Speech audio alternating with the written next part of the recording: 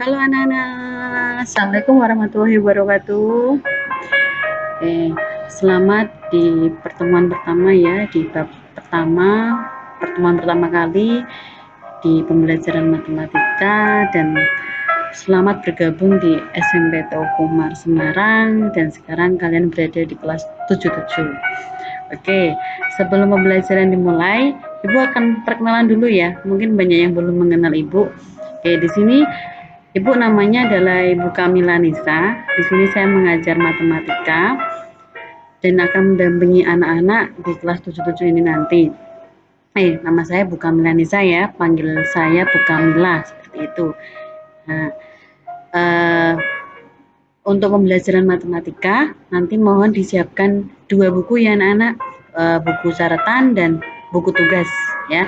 Semua buku untuk matematika untuk bukunya adalah kotak-kotak, peta-peta. Jadi harus 2 buku, kemudian peta-peta, yang satu untuk catatan, yang kedua untuk buku tugas. Meskipun kita pembelajarannya dari rumah dengan e-learning sekolah, kami harap kalian punya rekaman yang bisa ditulis sehingga nanti apabila dibutuhkan kalian bisa membukanya kembali.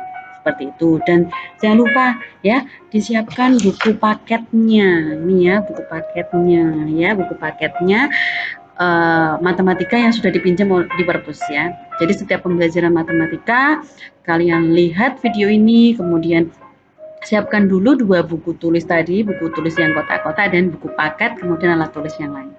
Paham anak-anak? Oke. Kita langsung masuk ya anak-anak. Oke. Materi di semester 1. Nah, materi yang pertama, jadi kita di semester 1 ini, nah semoga COVID ini segera berlalu ya anak-anak, kita sehingga bisa pembelajaran tatap muka, karena masih pandemi seperti ini, jadi ini pembelajaran sementara belajar di rumah. Oke, ada 4 bab di semester 1 ini, yaitu bilangan, kemudian himpunan, kemudian yang ketiga bentuk aljabar, dan yang keempat adalah persamaan dan pertidaksamaan linear satu variabel. Ada 4 bab ya anak-anak. Nanti ini dicatat dulu ya, di buku catatan lo ya. Sewaktu-waktu Bu Mila cek dengan video call lo ya. Oke. Kemudian yang ketiga, slide selanjutnya. Tadi sudah saya perlihatkan ya bukunya. Halo, bukunya yang dari perpus ya. Oke, sekarang kalian buka bab 1 itu di halaman 1 ya anak-anak. Oke, di halaman 1. Sudah melihat?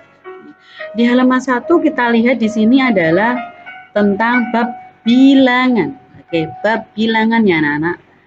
Tentang sejarah bilangan. Nah, kita lihat di sini sejarah bilangan. Sejarah bilangan itu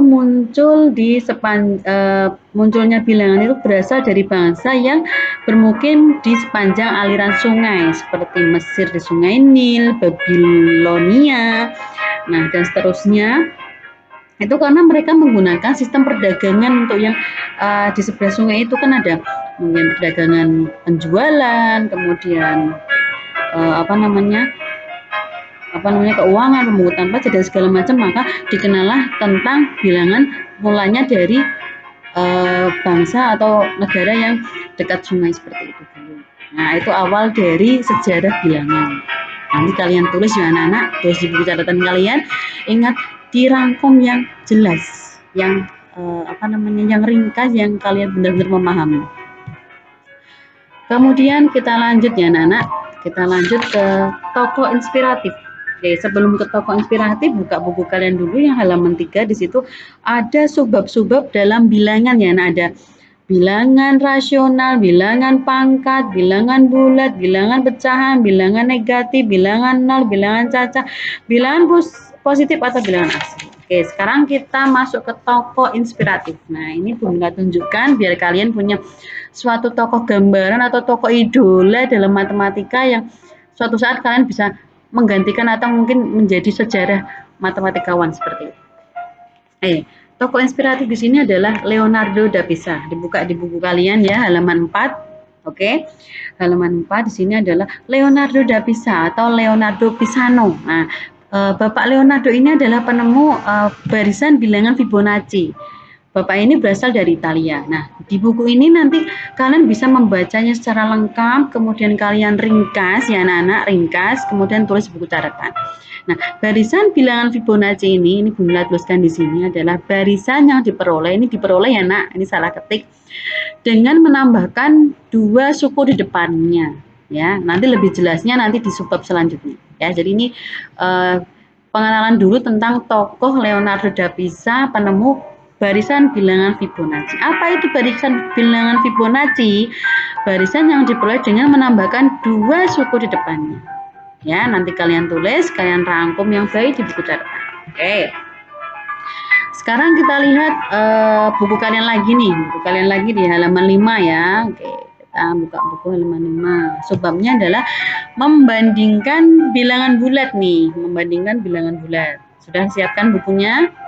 Oke, di situ kita punya globe ya nak, peta dunia ya. Nah, ini apa namanya, membandingkan bilangan bulat itu ilustrasinya begini, pembagian waktu di Greenwich ya sebagai titik acuan atau 0. Nah, berapa jam atau berapa ketika untuk menambahkan memperoleh waktu misalnya di Papua itu, kalau di Inggris itu berapa, kalau di Papua itu berapa pukulnya. Nah, itu kan ada acuannya.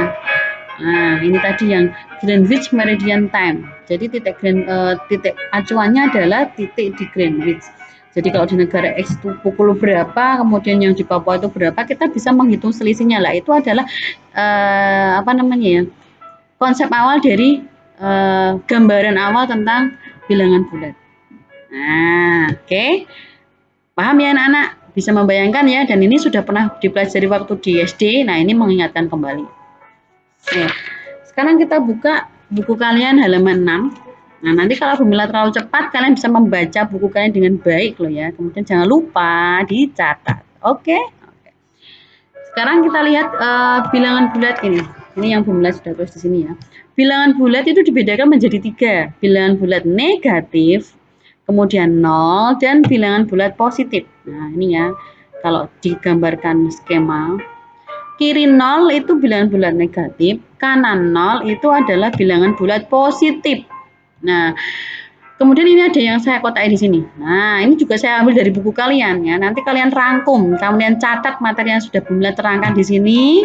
Kalian tulis yang baik. Suatu saat Bumila video call, saya mau melihat bagaimana usaha kalian belajar dari rumah.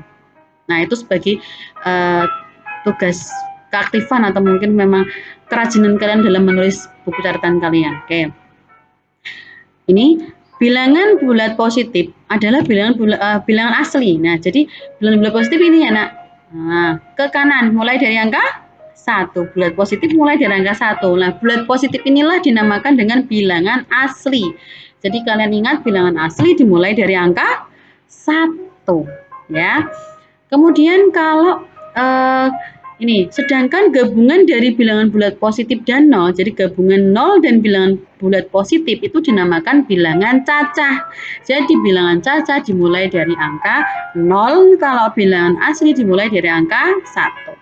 Nah, kemudian kata kunci yang lain, semakin ke kanan bilangan itu nilainya semakin besar. Ingat-ingat ya, semakin ke kiri bilangnya nilainya semakin kecil. Oke, paham? Paham anak-anak?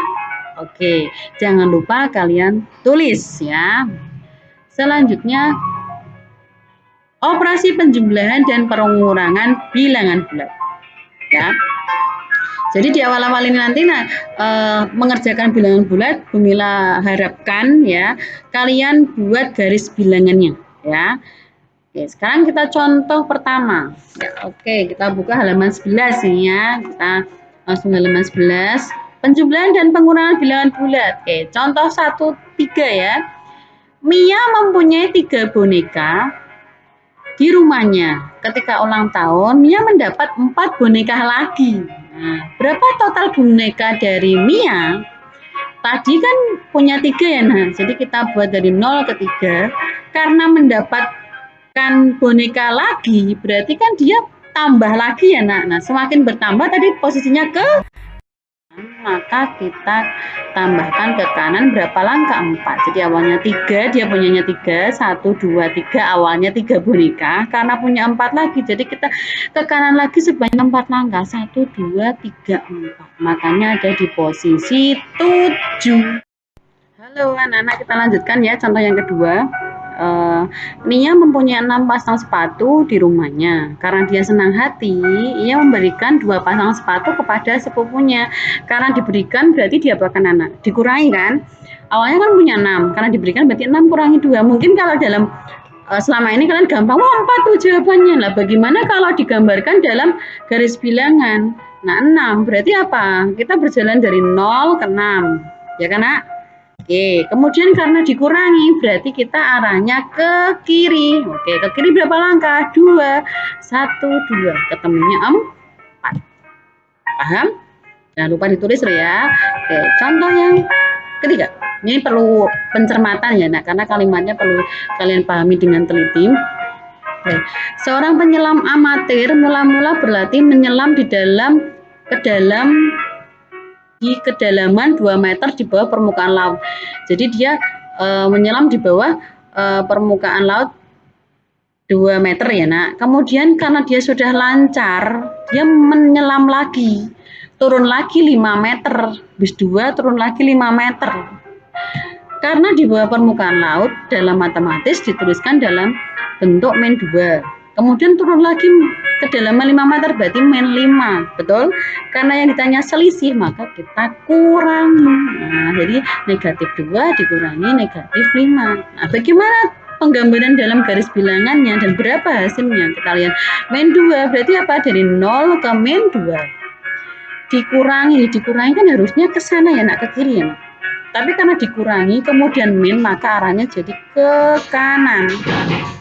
Kan dikurangi terus kok sana kembali lagi, nah jadinya ke kanan berapa langkah? 5, 1, 2, 3, 4, 5, maka hasilnya adalah 3. Dan perlu kalian kata kunci di sini ya, kalau ada dikurangi kemudian ada negatif jadinya ditambah, maka ketemunya adalah 3. Oke, semoga paham ya anak-anak. Tetap belajar di rumah, jaga kesehatan, jangan lupa kalian catat. Dan setelah membaca materi ini jangan lupa berkomentar sebagai absen. Selanjutnya kalian buka di tugas karena ada tugas dari pemula. Oke, terima kasih. Wassalamualaikum warahmatullahi wabarakatuh.